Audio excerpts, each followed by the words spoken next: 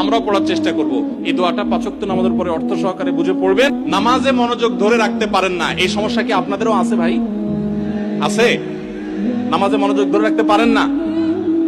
আজকে আমি আপনাদেরকে নামাজে মনোযোগ ধরে রাখার জন্য কয়েকটা টিপস, কয়েকটা পরামর্শ দিয়ে যেতে চাই, এবং আমি নিজে এগুলোর উপরে আমল করে আলহামদুলিল্লাহ ফল পেয়েছি, পরীক্ষিত।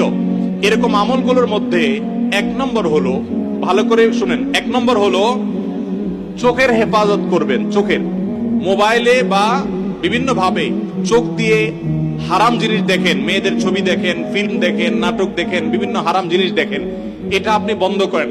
পরীক্ষামূলক 1 মাসের জন্য আপনি একটু চোখের রোজা করেন, আত্মনিয়ন্ত্রণে করার চেষ্টা করেন। যেই পুরুষ নিজেকে নিয়ন্ত্রণ করতে পারে না, সে আবার কিসের পুরুষ, সে আবার কিসের যুবক? নিজেকে নিয়ন্ত্রণ করার চেষ্টা করেন, এবং চোখের হেফাজত যদি আপনি করতে পারেন, আমি আপনাকে লিখিত দিতে পারি, টানা যদি আপনি দীর্ঘদিন আপনি এই কাজটা করেন, ইনশাআল্লাহ আপনি নামাজ এবং যে কোনো ইবাদতের স্বাদ পাবেন। শুরু করবেন অন্তত। দ্বিতীয়ত, হারাম উপার্জন ছাড়তে হবে। কি ছাড়তে হবে? হারাম খাওয়া ছেড়ে দেন, হালাল খাওয়ার গ্রহণ করেন, এটাও ইবাদতে মনোযোগ সৃষ্টি করতে সহযোগিতা করে। তৃতীয়ত, নামাজের জন্য বিশেষ করে বলতে চাই, এই যে পয়েন্টটা এখন বলতেছি নামাজের মধ্যে, এইটা যদি করেন আর আপনি মনোযোগ না আসে, আপনি আমাকে ব্যক্তিগতভাবে জানায়েন যে আপনি ভুল বলে আসছেন।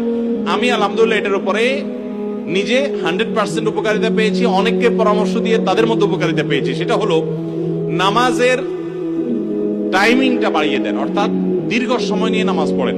আপনার 4 রাকাত নামাজ পড়তে 5-6 মিনিট সময় লাগে, বা 6-7 মিনিট সময় লাগে, আপনি এটাকে ডাবল করে দেন, এবং সূরা ফাতিহা পড়ে একটু অপেক্ষা করে অন্য সূরা পড়েন, একটু সময় নেন। একইভাবে রুকুতে গিয়ে একটু লম্বা সময় ধরে তাসবিহ, সাধারণত আপনি 3 বার তাসবিহ পড়েন, এবার আপনি 6 বার 7 বার পড়েন, 9 বার পড়েন, আরো বেশি করে পড়েন, একটু সময় বেশি নেন। রুকু থেকে উঠেই আবার সিজদা যান সব সময়, আজকে সেটা করেন না। রুকু থেকে উঠে একটু দাঁড়ান, একটু অপেক্ষা করেন, একটু দেরি করেন। নবী সাল্লাল্লাহু আলাইহি ওয়াসাল্লাম রুকুতে যে পরিমাণ সময় থাকতেন, রুকু থেকে উঠে দাঁড়িয়ে তার কাছাকাছি, কারিবাম মিনহু, হাদিসের ভাষ্য, তার কাছাকাছি থাকতেন, অথচ আমরা রুকু থেকে উঠেই দৌড়তেই। তো আপনি উঠে একটু অপেক্ষা করেন, দাঁড়ান, অন্য সময়ের চাইতে ডাবল সময় দাঁড়ান। এভাবে যদি প্রত্যেকটা কাজ আপনি সময় নেন এবং ধীরে ধীরে করেন, ইনশাআল্লাহ বিইذনিল্লাহ আপনি নামাজের মধ্যে মনোযোগ দেখতে পাবেন।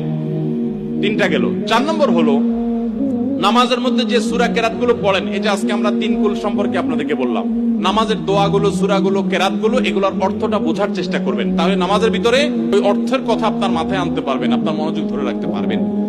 আর আরেকটা পরামর্শ হলো, ইবাদত এবং নামাজে বিশেষ করে মনোযোগ সৃষ্টি করার জন্য আগে থেকে মনোযোগ নষ্টকারী বিষয়গুলো থেকে সরে আসেন। অনেকে আছে মোবাইল টিপতে টিপতে নামাজে দাঁড়ায়, নামাজে ঢোকার আগে, মসজিদে যাওয়ার আগে মোবাইল সুইচ অফ করে ফেলান এবং এরোপ্লেন মোড করে ফেলান, যাতে করে মেসেজ আসলেও টেন না পান। ইনশাআল্লাহ দেখবেন মনোযোগ আসবে। সেই সাথে আল্লাহর কাছে দোয়া করবেন। একটা দোয়া শিক্ষা দেই, প্রত্যেক নামাজের পর, 5 ওয়াক্ত নামাজের পর আমার নবী সাল্লাল্লাহু আলাইহি ওয়াসাল্লাম এই দোয়াটা নিয়মিত পড়তেন, আমরাও পড়ার চেষ্টা করব। আল্লাহুম্মা আইন্নি আলা যিকরিকা ওয়া শুকরিকা ওয়া হুসনি ইবাদাতিক, হে আল্লাহ আমাকে আপনি সাহায্য করুন, আপনার জিকির যেন করতে পারি, আপনার শুকরিয়া যেন আদায় করতে পারি, এবং আপনার ইবাদতটা যেন সুন্দর মতো আদায় করতে পারি। এই দোয়াটা 5 ওয়াক্ত নামাজের পরে অর্থ সহকারে বুঝে পড়বেন, ইনশাআল্লাহ আপনার নামাজে আপনি মনোযোগ ধরে রাখতে পারবেন। আল্লাহ আমাদের সবাইকে তৌফিক দান করুন।